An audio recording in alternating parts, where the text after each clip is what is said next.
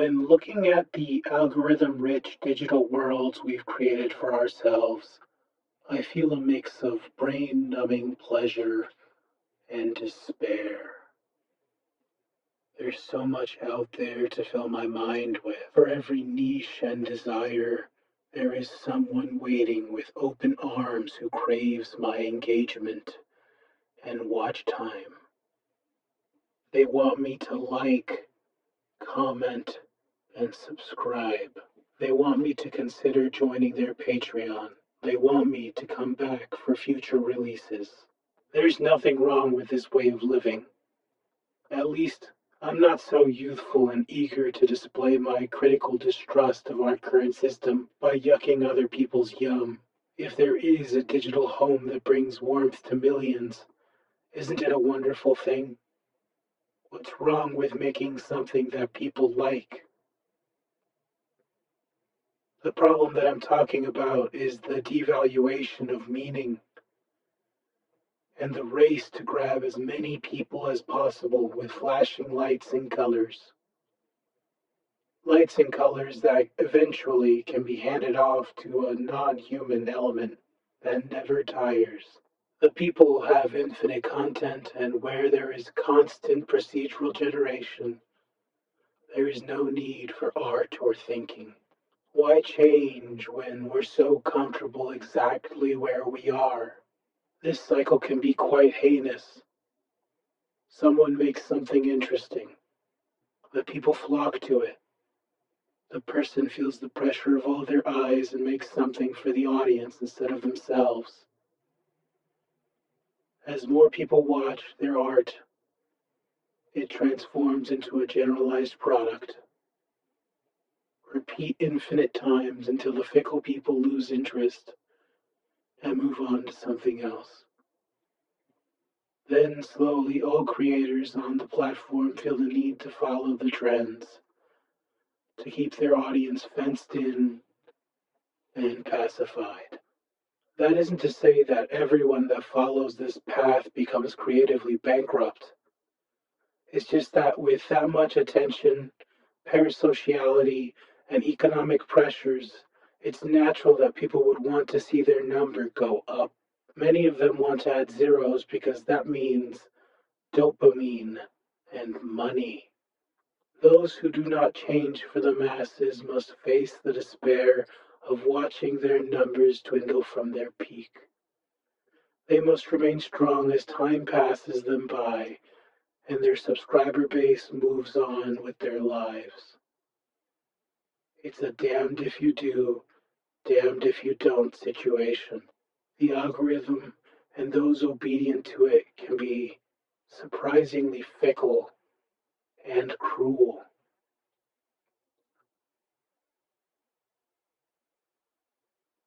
I do not have a solution. Well, I do have a solution, but it's not easily implemented. All one has to do is leave. Leave this fake digital world behind and take an interest in the real world, real people, and the real self. Ask oneself what they really want to do during their limited run on this small water planet. Stop wasting their time on things that don't mean anything to them. For me, part of what I want to do is this right here, making whatever this is. From writing the script to clumsily recording my lines, then poorly editing it together. That process is enough for me, and I believe me when I say it. But why exactly do I make it public? It seems that something is incompatible between my actions and my beliefs.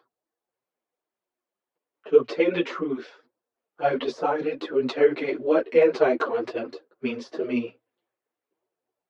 Anti-content is a word with different meanings depending on who is saying it and for what reason. If we strip the anti off the word, we can delve into what exactly I'm talking about when I say that I want to make anti-content. Before we go further, I think it's important we loosely define content. Content in the way that I mean it isn't about semantic information being contained in a medium like writing, speech, or video. I'm referring to the content connected to contentification. If a theoretical viewer wants to learn more, there are dozens of articles about what is happening culturally to creatives and audience as well. A great video on the subject as it connects to film is Patrick Willems's Everything is Content Now. I highly recommend it. I'm not equipped to define it much more than that. It doesn't help that content, the word, is incredibly vague. Speaking figuratively, it's like saying the word schlemp means anything composed of atoms. What's the point of the word when it encompasses so much? Why use it when it doesn't distinguish between a green bean, a Blu-ray copy of the 2003 masterpiece The Cat in the Hat starring Mike Myers, Jupiter, or Coprolite? The word functions in the same way. It forces everything to share a label regardless of medium, effort, or origin. The difference between Gravity Falls and an AI-generated video of a cat licking itself is nothing in the eyes of content. A painting that took a grueling 5 years to finalize and a quick selfie are the same. For the owner of a digital platform, the difference lies only in how much money is to be made. Quality, artistic merit, and humanity have no bearing on its values to them. The only thing that speaks is viewership that translates to money. Let's move over to anti-content now. I imagine it in 4 parts. The first is a return to being genuine, trying to make for the sake of art, or saying something because it's something that someone truly wanted to say. It's a glimpse of the human behind the screen. A beautiful song, a goofy and self depreciating stand up set, a not so good drawing of a mermaid, a personal vlog about a trip someone took. It's not what they made that is anti content, but it's the attitude in which they made it. The attitude is everything. Is someone streaming themselves playing their favorite games because they want passive income or because they hope to meet like minded people?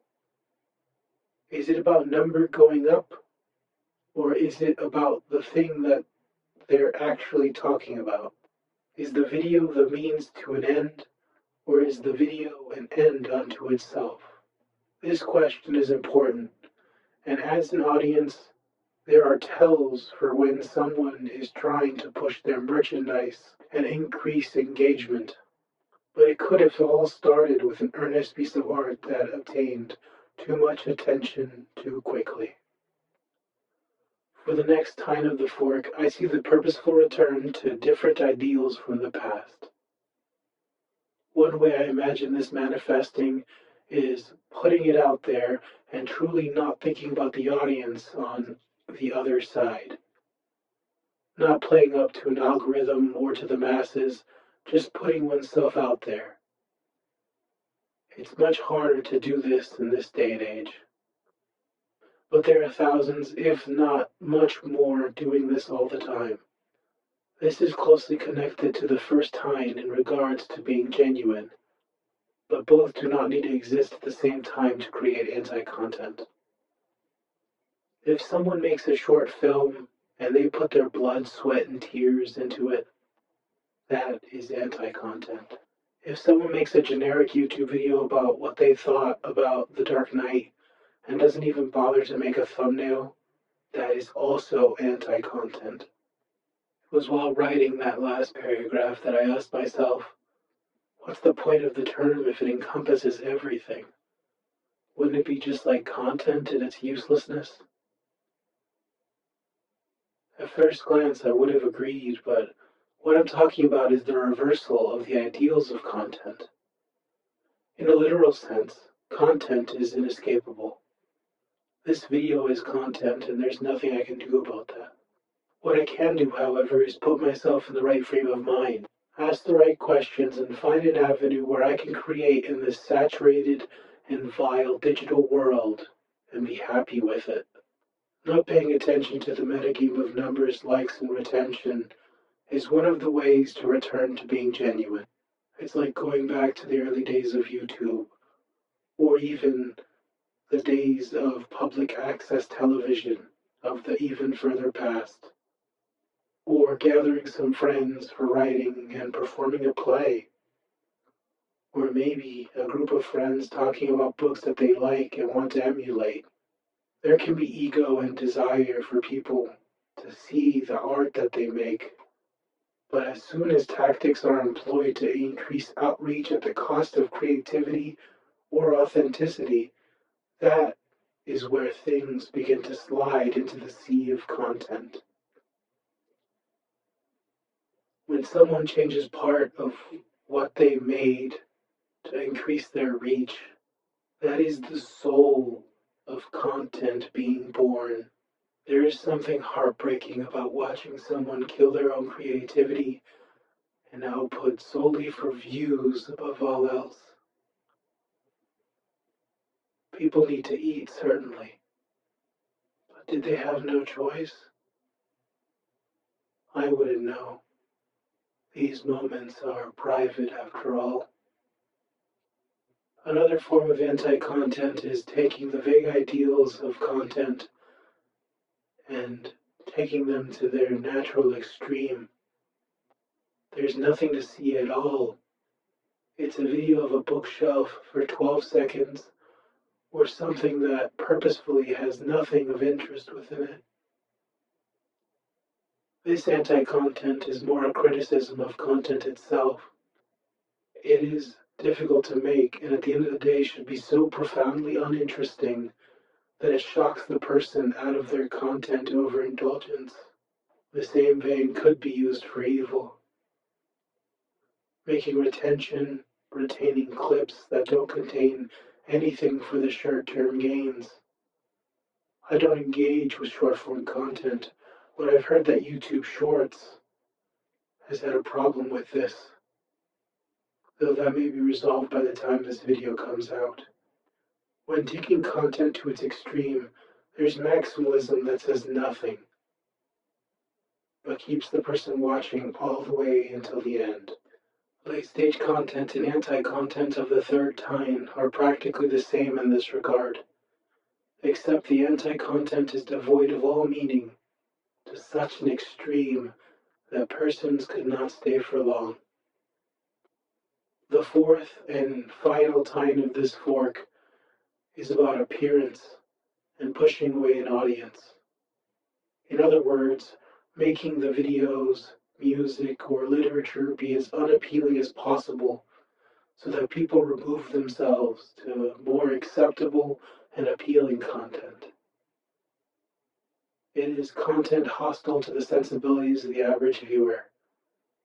This would include distorting the audio after the fact, or making the video visually displeasing, or straying far enough from the conventional that low numbers of people would wander into whatever is being made accidentally. To stay and listen would have to be an active decision, sometimes requiring effort on the watcher's part.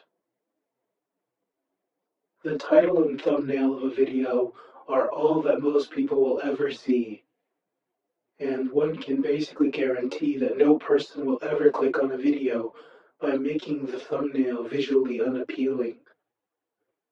Having a title just like the word anti-content lowers the chance of most people reaching a genuine expression. Then, if on top of this the video is paced oddly with large swaths of silence, has a strange aspect ratio, and sounds bad, then that is part of the ideal. I should say that these four tines are not a perfect definition. It's just what happened to land on the page when I wrote the script. Perhaps in a couple of years, I'll have a different, more articulate view. Perhaps I will have found a better word for this virtual disease that surrounds us. I've seen movements and trends come and go, and with a few tweaks of some algorithm, perhaps the return to being genuine will be rewarded again.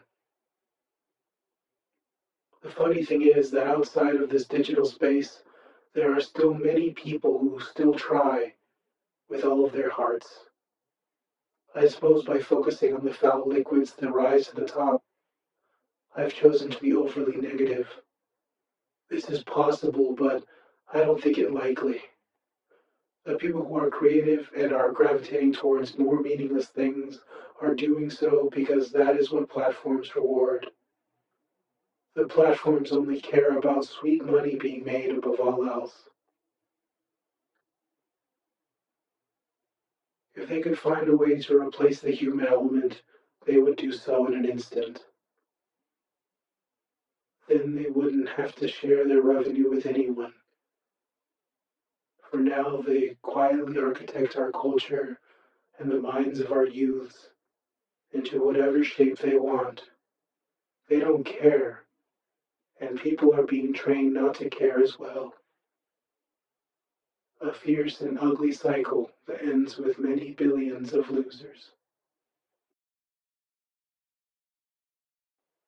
To reiterate, the four tines of the anti-content fork are: 1. A return to artistry or being genuine. 2. a deliberate disobedience or ignoring of the popular metagame of views and viewer attention. 3. A creation that is purposefully devoid of meaning. 4. Something making itself more difficult to be read, watched, or listened to.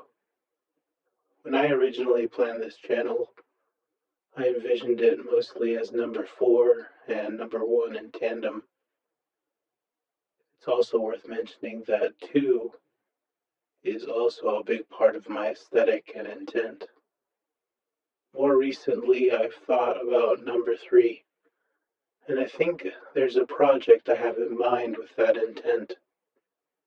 By the time this comes out, it should already be out. I think the world would be a better place if we were more honest with ourselves. So many people want to have 1 million subscribers, but don't question what the real cost of that is.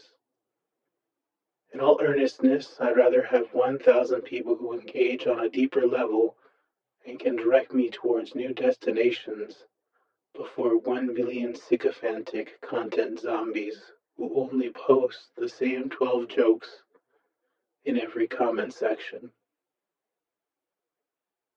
Why would someone spend so much time on something that practically no one will ever watch? Well, the answer is pretty simple when the reframing is about why would someone spend time on anything?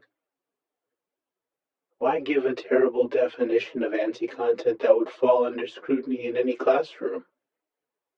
Why put this much effort into expressing oneself? Those are all interesting questions, and I will follow it up with another. Why scream into the void anyway? I don't know what the future has in store, but I will hopefully iterate on this as time goes on. I suppose in some way it's my forcing me to go back to an older style of thinking. A time when people didn't worry about money or views, but simply making something was exciting, even if no one ever saw it. I think this aspect of anti-content is admirable.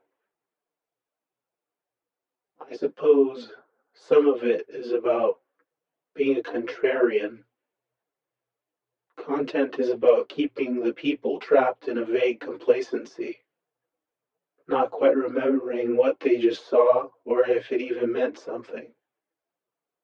I want to go against this flood, even if I'm destined to lose. Because if losing means that not a single person saw my video, I think I'm okay with that.